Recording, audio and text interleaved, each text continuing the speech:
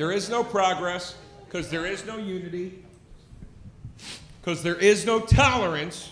Why? Because everybody's lazy, man. People are too goddamn lazy to be truly tolerant or to get behind their cause anymore. My favorite thing to do over the last few years, and I'm not picking on the liberals, all right? But my favorite thing to do over the last few years was to go online and see how lazy certain liberals could get when it came to protesting. Holy shit, you guys got a fucking knack for that shit. This was a real tweet I saw. This was real. I was so proud to be a part of boogie boarding for George Floyd. That's a real tweet I saw. I feel that the B in BLM could stand for boogie boarding. I made this part up. Because we made waves on those waves.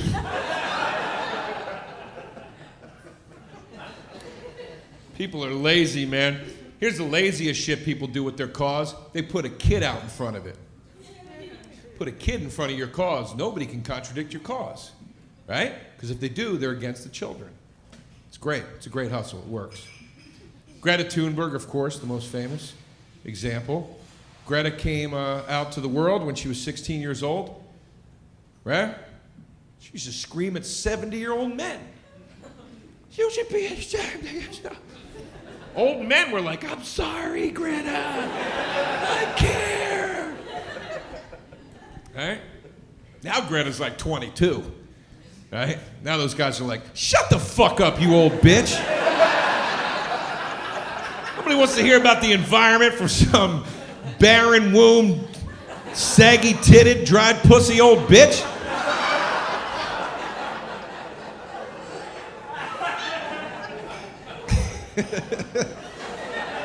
Now listen to Greta so much anymore. That's white privilege, man. You put kids in front of a cause, that's the ultimate white privilege, because the kids will commit crimes for the cause. And then everybody pats the kids on the back and they go, good job, buddy. Good job. Right? Greta Thunberg, skip school, truancy, crime. Good job, it's for the environment. Good job. Kyle Rittenhouse. Shot shit up there. Good job, Kyle. Good, nice work. That's for freedom is the cause. It's white privilege shit, man. And I know it's white privilege because I watch Beyond Scared Straight. There's kids every episode in the prison for the same shit. Skipped school too much. Got caught with a gun. And those convicts are not patting those kids on the back, lest it's to slowly bend them into 45-degree angles. Hope the environment was worth it, buddy.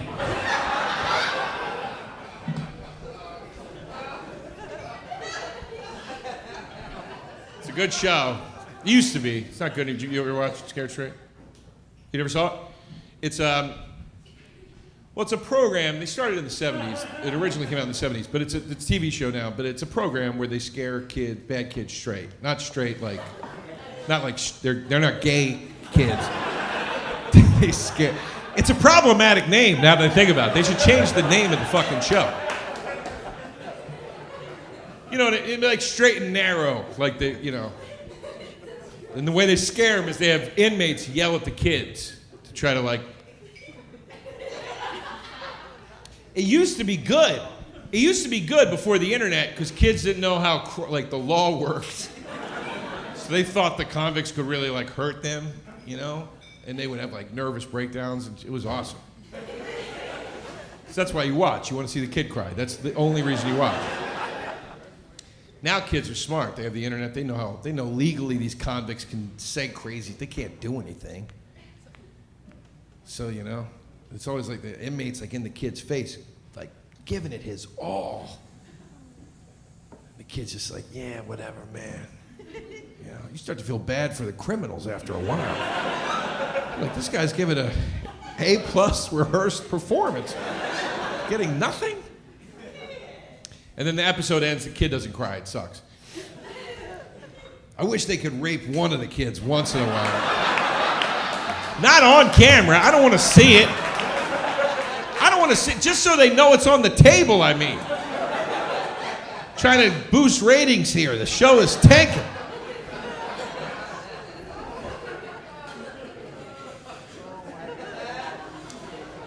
But put a kid in front of your cause, and people will listen. I know we got some pro-lifers in here. I don't agree with you pro-lifers. I'm pro-choice. But I know you're real mad about abortion. Put a kid in front of your cause. You know? Find a spokesperson. Find a 3-year-old where the abortion didn't take. You know what I mean? Send him hobbling out with a Tiny Tim crutch at the press conference. Ladies and gentlemen, I'm what abortion gone wrong looks like. If you'll notice the forceps dents, they don't go away. So just, think before you vacuum. That's all I ask. Thank you very much.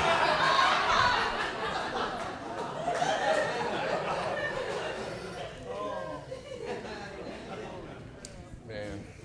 Young people, I feel bad for you, man. I know most comedians my age shit on Gen Z. I feel bad for you guys, man. You guys got a raw deal. Are you Gen Z? How old are you, man? 21, yeah, so. But I like your generation. You guys are in bad shape. I mean, it's, it is what it is. It is what it is. I knew you were in bad shape when I saw millennials walking around going, these fucking kids, I swear to God. I was like, oh my God. But see, I like it. Your generation is hopeless. You guys know there's no chance for a decent future. Gen Z is wild. Do you see the shit they do on TikTok?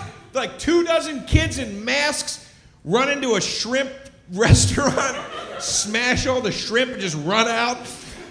The owners are like, they didn't even take any shrimp. It doesn't make sense.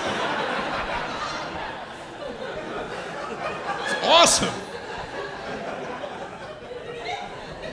Not like millennials, man. Millennials are so full of shit.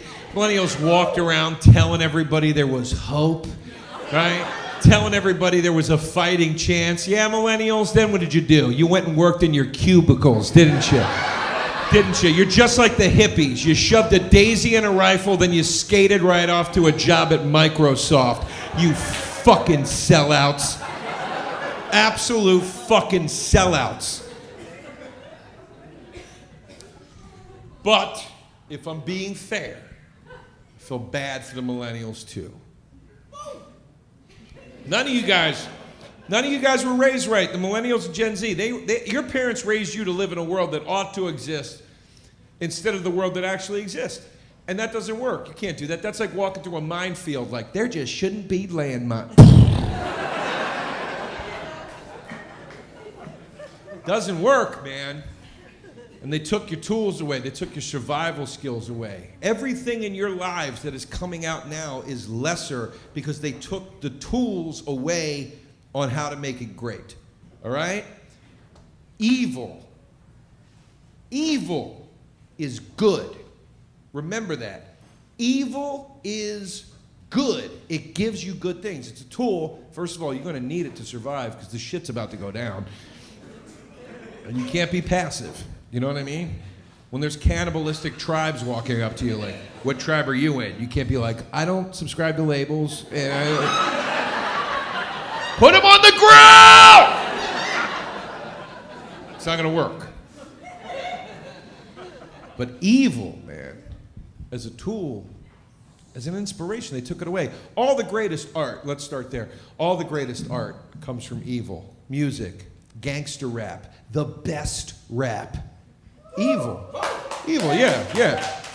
And I mean real gangster rap. I don't mean like, I know you listen to like a guy that drinks NyQuil or whatever. That's not what I mean. I mean a gangster who became a rapper and then talked about his evil. Eazy-E's a great example. Eazy-E started his record label with drug money and then became a rapper. Eazy-E said in the song, I leave the hoes boo-hooing because they're addicted to what my dick did. Do you hear how wonderfully evil that is? And then he died of AIDS because he walked the walk. All the greatest rock and roll anthems are rotten. She's only 17. I'll drive drunk to that fucking song. Punching the roof of my car. Hollywood can't turn out a good movie anymore because it's too sensitive out in Hollywood now.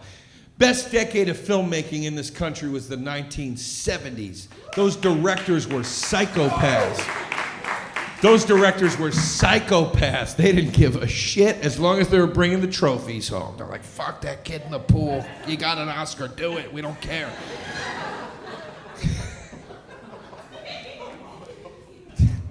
I'm sorry, that was a little much. Sorry. My buddy, you guys know John Radinsky? He's an actor and comic. Yeah, he's a funny dude. He warned me. He was like, dude, most comics get like one kid fucking joke in an hour. You do like 3. Should have listened. No, man, those directors were nuts in the 70s. Did you ever watch a documentary about like Kubrick? They're interviewing the actors. The actors are like, by the third take, Stanley was firing live ammunition at us to get the reactions he needed.